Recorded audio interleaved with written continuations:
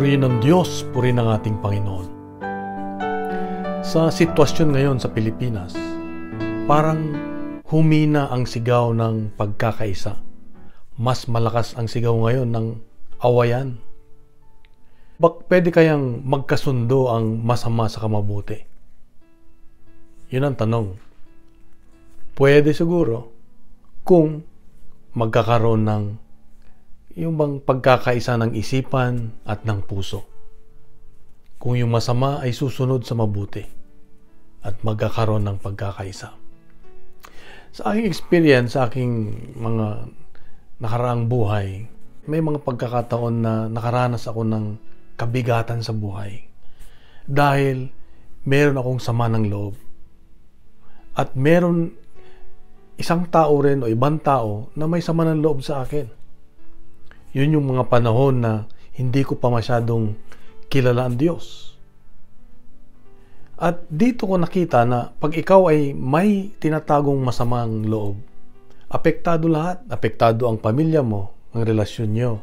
Apektado mga anak, apektado ang asawa, apektado ang katrabaho, apektado lahat.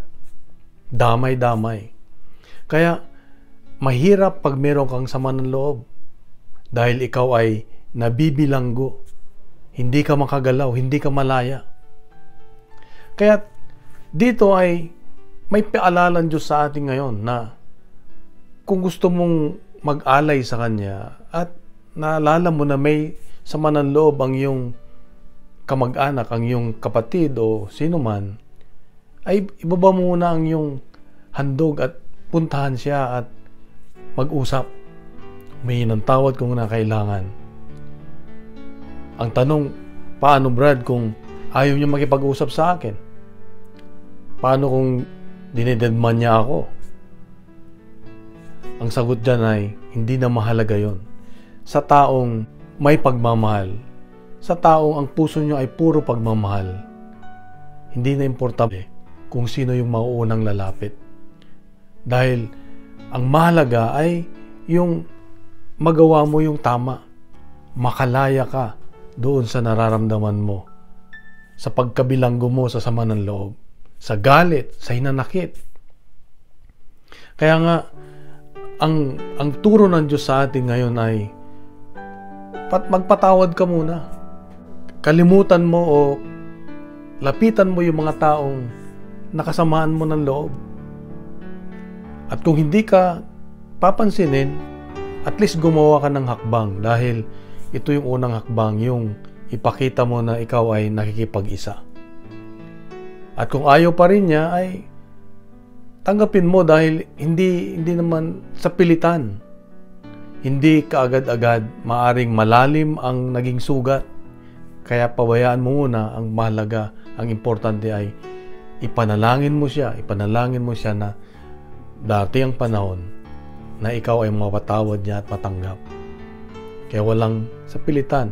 Ang tinitignan ng Diyos yung motibo ng ating puso na gusto mo nang makipag-isa, gusto mo nang makalaya sa iyong pagkabilanggo at gusto mong maranasan ang presensya ng Diyos. Kasi pag meron kang sama ng loob, meron kang galit sa iyong puso, hindi mo mararanasan ang presensya ng Diyos. Hindi mo mararanasan yung kagalakan, yung kapayapaan na bigay ng Diyos.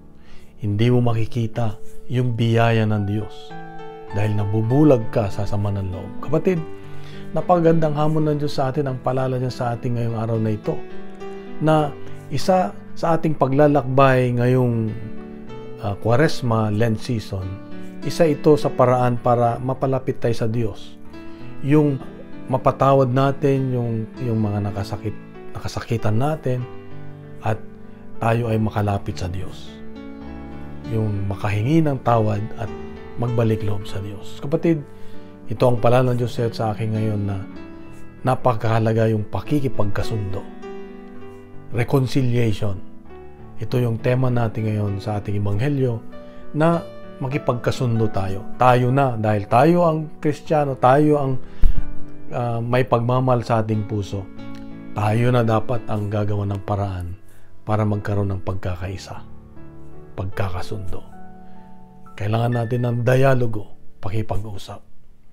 So, Kapatid, kung tayo po ay nabiyahan sa ating reflection ngayon, ay bahagi natin, punuin natin ng good news ang social media at gawin nating viral ang salita ng Diyos. Araw-araw, sabi nga.